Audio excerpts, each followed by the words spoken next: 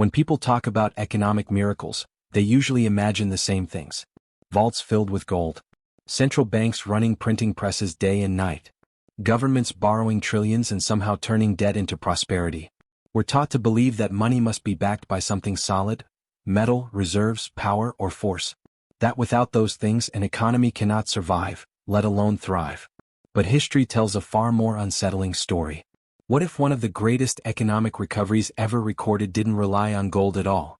What if it wasn't built on natural resources, foreign bailouts, or financial engineering? What if it was built on something far more fragile and far more dangerous? Belief. In the ruins of post-war Europe, one nation would prove that money does not derive its power from what sits in a vault, but from what exists in the collective mind. That trust, once restored, can restart factories, refill store shelves, and turn rubble into prosperity. And that when trust collapses, even the most sophisticated economy can fall back into something resembling the Middle Ages. This is not a story about numbers on balance sheets. It's a story about psychology, about faith, about how an entire society agreed, almost overnight, to believe in something that technically did not exist. In 1945, Germany was not just defeated.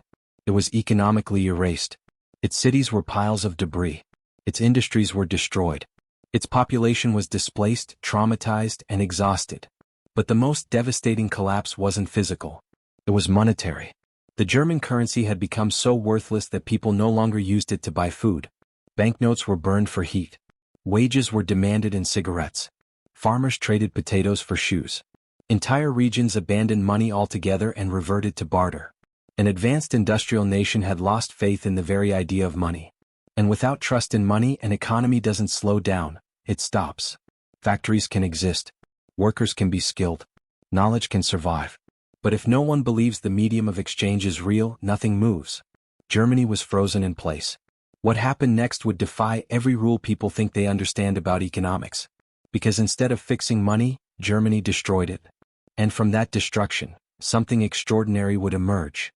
In the next part, we'll step into the chaos of 1947, a country divided, a black market ruling daily life, and a group of economists preparing a decision so radical that many believed it would finish Germany for good. They were wrong. And the reason why will change how you think about money forever. By 1947, Germany technically had a currency. But in reality it had none. The Reichsmark still existed on paper, but it no longer functioned as money. Official prices were meaningless because no one accepted official money. You could carry a wheelbarrow full of banknotes and still walk away hungry. What mattered wasn't how much money you had. It was what you could trade. Cigarettes became a parallel currency. American coffee, soap, and chocolate were worth more than any government-issued bill. The black market wasn't underground, it was the economy. Factories stood idle not because Germany lacked workers or machines, but because transactions had become impossible. Why produce goods if payment was worthless? Why sell food for paper no one trusted? The economy had collapsed into a deadlock of distrust. Every attempt to fix it using traditional methods failed. Printing more money only made the problem worse. Price controls created shortages. Government decrees were ignored. The more authorities tried to force the system to function, the more people abandoned it. Germany was trapped in a paradox. It needed money to restart production. But it needed production to give money value. And neither could come first. The country was also politically fractured. Germany was divided into occupation zones controlled by the United States, Britain, France, and the Soviet Union. Each zone followed different rules, different policies, different priorities. But the Western zones shared the same problem, an economy suffocating under a currency no one believed in. Behind the scenes, a small group of economists had reached a disturbing conclusion. The problem was not scarcity. It was not laziness. It was not lack of capacity. The problem was trust. People did not trust money. And without trust, no economic policy could work. So they proposed something that sounded insane. They would eliminate the currency entirely. Not reform it. Not devalue it. Not stabilize it. Destroy it. Every savings account. Every business reserve. Every government balance. Gone. In its place, they would introduce a new currency with no gold backing, no foreign guarantees, and no tangible reserves. Just a promise. Most experts believed this would cause chaos. Riots. Economic suicide. A final collapse of public confidence. After everything Germans had already lost, taking away what little money remained seemed unthinkable. But the economists understood something crucial. The old money was already dead. And sometimes, the only way to restore belief is to make a clean break with the past. In June 1948, they chose a single weekend to do it. When Germans went to sleep, they still lived in a broken monetary system. When they woke up, almost all their money would no longer exist. In the next part, we'll witness one of the most psychologically violent economic moments in modern history, and the strange reason why it worked. The decision was executed with surgical speed. Over a single weekend in June 1948, the German authorities announced that the Reichsmark was finished. It was no longer legal tender. No gradual transition. No extended adjustment period. Just an ending.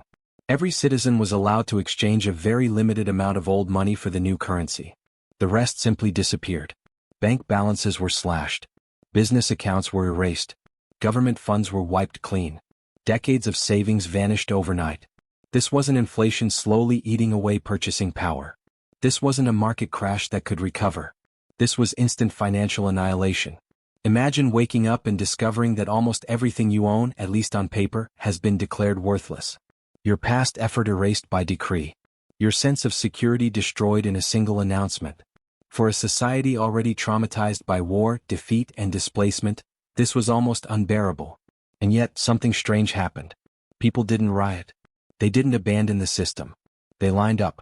Each person received a small amount of the new currency, the Deutsche Mark. A few banknotes. Plain, simple, official. But here was the unsettling truth. These new bills were backed by nothing. No gold reserves. No silver. No foreign currency. Nothing except a government declaration that said, "This is money now." By every conventional rule of economics, it should have failed instantly. Why would anyone trust a currency that had no intrinsic value, issued by a government that had just erased their savings? The answer lies not in finance but in psychology. The old money had become a symbol of chaos, of lies, of collapse. The new money represented a reset. For the first time in years, everyone was starting from the same point. No one had hidden advantages. No one had secret stockpiles of valid currency. The past was gone. And with it, something unexpected returned. Hope. Within days, shop windows that had been empty for years began to fill. Goods that had been hidden suddenly appeared. Farmers brought food to markets. Workers returned to factories. The black market began to fade. Not because it was outlawed, but because it was no longer necessary. The economy hadn't changed physically. The factories were still damaged. The infrastructure was still broken. What changed was belief. People began to act as if the new money had value. And because they acted that way, it did. But the reform did not succeed by accident.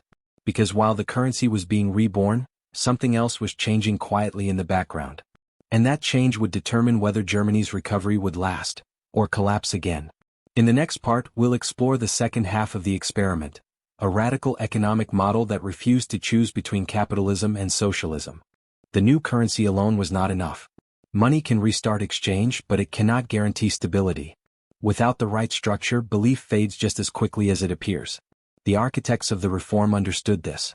While the Deutsche Mark was capturing the public's attention, a deeper transformation was unfolding, one that would define Germany's economic identity for generations.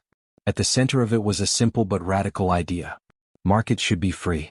But society should not be left to fend for itself. This became known as the social market economy. Instead of choosing between total state control or unrestrained capitalism, Germany pursued a third path. Competition was encouraged. Private enterprise was protected. Prices were allowed to reflect supply and demand. At the same time, the state did not disappear. Price controls were lifted almost overnight, allowing goods to flow back into the open market. This was risky. Many feared prices would explode and ordinary people would suffer. But something remarkable happened. Production increased faster than prices. When entrepreneurs were finally allowed to sell at real market prices, they had a reason to produce again. Factories reopened. Employment rose.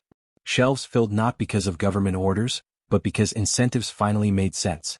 Meanwhile, the government focused on what markets alone could not provide.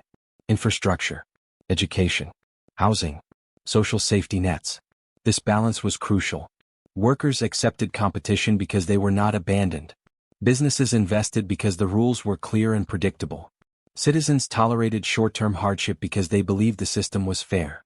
The economy was no longer driven by force. It was coordinated by trust. And trust compounds. Within 2 years, industrial production doubled. Within 5 years, Germany was exporting across Europe. Within a decade, it had become the economic engine of the continent. Observers called it an economic miracle. But miracles don't come from nowhere. They come from systems that align human incentives with collective belief. The Deutsche Mark provided the foundation. The social market economy provided the structure. Together they created something fragile and incredibly powerful. But there was a hidden cost. Because a currency built on trust alone must constantly prove that it deserves that trust. And in the next part, we'll see how success itself became a form of pressure, shaping German culture, industry, and an obsession with stability that still defines Europe today. The Deutsche Mark had no gold behind it. No silver. No physical anchor. And that was its greatest weakness, and its greatest strength. Because without tangible backing, the currency could survive only one way: by performance. Every day, the German economy had to justify the value of its money. Every quarter, productivity had to rise. Every year, exports had to grow. Belief demanded proof. This created an invisible pressure that reshaped the entire society. German companies understood something instinctively. If their products failed, the currency's credibility would suffer. When money has no intrinsic value, the things bought with it must be exceptional. This pressure forged a culture of precision, reliability, and efficiency. Engineering became an obsession. Quality became a moral standard. Companies like BMW, Mercedes-Benz, and Siemens did not just sell products. They sold trust. Each machine, each export, each contract reinforced the idea that German money was solid because German work was solid. But the impact went far beyond industry. The trauma of monetary collapse left deep psychological scars. Germans had seen their savings destroyed twice in one generation. First by hyperinflation in the 1920s, then by the brutal currency reset of 1948. Money was no longer just a tool. It was a moral issue. Inflation came to be seen not as a policy challenge but as a betrayal. Debt was viewed not as a lever for growth, but as a dangerous temptation. Stability became sacred. This mindset made Germany an extraordinarily reliable economic partner. Contracts were honored. Commitments were kept. Long-term planning replaced speculation. Other European nations noticed. They trusted German money. They trusted German discipline. And that trust would soon become the foundation for something much larger than a national economy. But the obsession with stability had a downside. Germany resisted inflation even when mild inflation might have reduced unemployment. It opposed deficit spending even when investment could have accelerated growth. The system that had been built on belief now demanded constant restraint. And as the global economy became more complex, this rigidity would be tested. In the next part, we'll see how Germany's model spread across Europe, and why a currency born from trust would eventually face its greatest challenge yet. Germany's recovery did not happen in isolation. As its economy stabilized and then surged ahead, something even more important began to spread across Europe. Trust. Countries that had been enemies just a few years earlier now saw Germany as the most reliable economic partner on the continent. Not because it was the most powerful but because it was the most disciplined. German contracts were honored. German prices were predictable. German money held its value. In a continent still haunted by war, that reliability was revolutionary. This trust became the foundation of the European common market.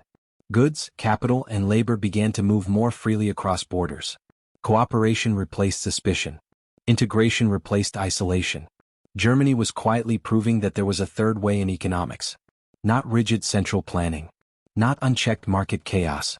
But coordination built on rules, institutions, and shared belief. Yet the contradiction remained. The system that had created prosperity from nothing required constant growth to justify itself. The Deutsche Mark's credibility depended on Germany's ability to keep outperforming, keep exporting, keep innovating. This was the growth imperative. And in a finite world, endless expansion is never guaranteed. By the 1970s, the cracks began to appear. The Bretton Woods system collapsed. Oil shocks disrupted global trade. Inflation returned to economies that believed it had been defeated. Germany weathered these storms better than most, but the lesson was clear. A system built on trust is powerful, but fragile. Globalization intensified the pressure. German manufacturers now competed with lower-wage economies. Reunification after the fall of the Berlin Wall brought immense opportunity, but also enormous cost. The Deutsche Mark, once the symbol of West German success, now had to absorb the weight of an entire divided nation coming back together. And still it held.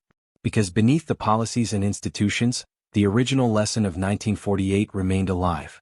Money works only when people believe in it. Economies function only when societies cooperate to make them work. As the century drew to a close, Germany faced its next great experiment. One that would test whether trust could survive beyond national borders. A single currency. Multiple nations. One shared belief. In the final part, we'll confront the ultimate question this story leaves behind, and why it still matters today. World had largely forgotten how improbable its recovery truly was. What began in the ruins of 1948 had become the foundation of modern Europe. But beneath the institutions, the treaties, and the numbers, the original truth remained unchanged. The Deutsche Mark had never been powerful because it was backed by gold. It was powerful because millions of people chose to believe in it, and worked every day to justify that belief. That belief rebuilt factories. It reopened markets. It restored cooperation between citizens, businesses, and government. The German economic miracle proved something deeply unsettling. Money is not real in the way we think it is. Its value does not come from metal, paper, or code. It comes from shared trust. And when that trust exists, societies can create prosperity from almost nothing. When it disappears, even the richest systems collapse into paralysis. This lesson extends far beyond Germany. Institutions matter because people believe in them. Contracts matter because societies enforce them. Currencies matter because millions agree to treat them as meaningful. The most important capital in any economy is not financial. It is social. The accumulated trust that allows strangers to cooperate, invest, and plan for the future together. But trust is fragile. It must be earned continuously, maintained carefully, protected from short-term temptation and long-term neglect. Germany learned this lesson the hard way, twice in one generation. And that is why stability became a moral value, not just an economic goal. Today, as global currencies face inflation, debt, and digital transformation, the German experience offers a quiet warning. Real wealth is not defined by what backs your money. It is defined by what your money builds. If you want to understand how belief, trust, and economic systems shape the world we live in, from past experiments to future risks, this is exactly what we explore here. This is Finance Archives. If this story made you see money differently, consider subscribing. More histories like this are waiting, because the answers to today's financial questions are often hidden in the past. And history, as always, has more to reveal.